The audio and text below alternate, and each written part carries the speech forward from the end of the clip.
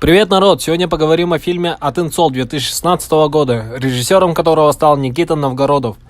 Картина заняла первое место в Республиканском кинофестивале любительских фильмов «Мега-Кино-2016» имени Аркадия Новикова.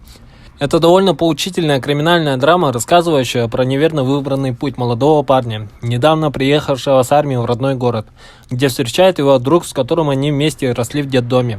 И этот друг всячески втягивает в разные разборки главного героя, что мешает ему наладить личную жизнь.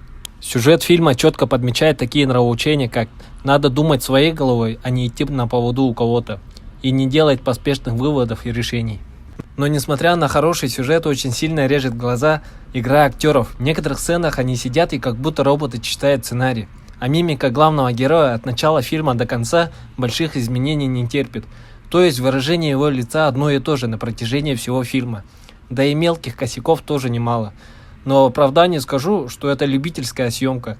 И для любительского уровня фильм очень достойный. Если не знаете, какой якутский фильм посмотреть вечером, то этот фильм однозначно пойдет.